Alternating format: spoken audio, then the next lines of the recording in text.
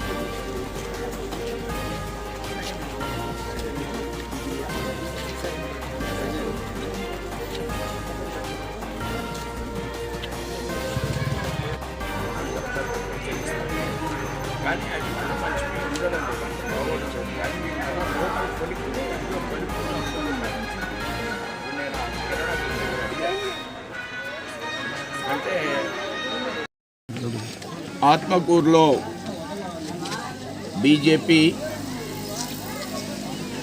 YCP ప్రజా వ్యతిరేక విధానాలకి సరైన గుణపాఠం ఓటర్లు తీర్పు చెప్పడానికి సిద్ధంగా ఉన్నారు. దానికి అనుగుణంగా భారతీయ జనతా పార్టీ ఎన్నికల్లో వ్యూహాత్మకంగా అడుగులు వేస్తూ వైసీపీ తిరుపతిలో బయట నుంచి ఓటర్లని బస్సులో తీసుకొచ్చి ఎవరైతే వాలంటరీ వ్యవస్థ ఓటర్ లిస్టులో లేని వాళ్ళని ఐడెంటిఫై చేసి వాళ్ళ చేత ఓట్లు వేయించుకునేటువంటి ప్రయత్నం, వాళ్ళ ఓట్లని బయట గ్రామాలని తీసుకొచ్చి వేయించేటువంటి విధానాన్ని అనుసరిస్తున్నారు వాళ్ళు. బీజేపీకి ఏం ఓట్లు పడతాయి? బీజేపీ చిన్న పార్టీ. అలాంటప్పుడు మంత్రులను ఎందుకు పెట్టుకోవాలి? మండలాల్లో ఎమ్మెల్యేలను ఎందుకు పెట్టుకోవాలి? ఇక్కడ ఎమ్మెల్యేలు కాదని బయట ఎమ్మెల్యేలను ఎందుకు పెట్టుకోవాలి? మంత్రులను ఎందుకు పెట్టుకోవాలి?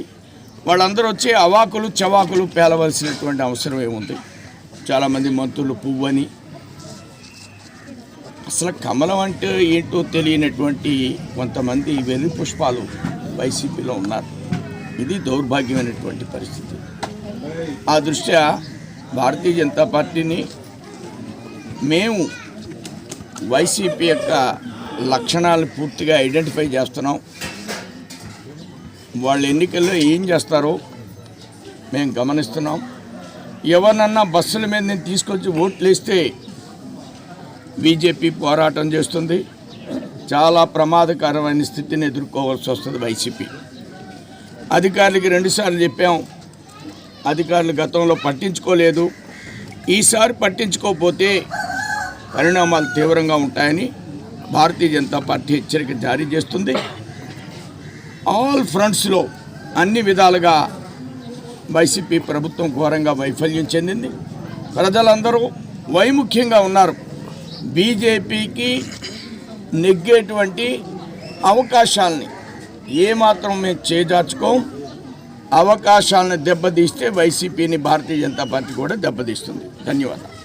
సార్ పోలింగ్ కేంద్రాల్లో అభ్యర్థులు ఏజెంటే లేరని చెప్పి వైసీపీ వాళ్ళు ఆరోపిస్తున్నారు సార్. దీన్ని ఎలా అర్థమిస్తారు సార్? మాకు ఏజెంట్లు లేరు. వాళ్ళు ఎందుకు, మంత్రులు ఎందుకు ఇక్కడ కాపలాకి? దేనికట్నా మంత్రులు? గోవర్ధన్ రెడ్డిని ఒకదాట, కాకాడిని ఒకదాట, వీళ్ళందరూ దేనికి? ఫ్రీగా వదిలేయండి. ఎలక్షన్ అయితే దమ్ముంటే మీరు ఫ్రీగా వదిలేయండి. మాకు ఏజెంట్లు లేకపోతే మాకు ఏజెంట్లు ఉంటారు. ఈ ఎలక్షన్లో బీజేపీ యొక్క పరిస్థితి ఏంటో వాళ్ళు గమనిస్తారు. సార్ ఈ ఏజెంట్లు లేని దాని వల్ల కూడా వాళ్ళు రిగ్గింగ్కి పాల్పడే అవకాశాలు ఉన్నట్లు కూడా ప్రజలు ఆరోపిస్తున్నారు సార్. చెప్తున్నాను కదా, బయట నుంచి వాళ్ళు లేనటువంటి వాళ్ళని ఫోటోలు తయారు చేసి తీసుకొచ్చారు 2 ఎలక్షన్లో. ఈసారి అలా తీసుకొస్తే అటాక్ చేస్తారు.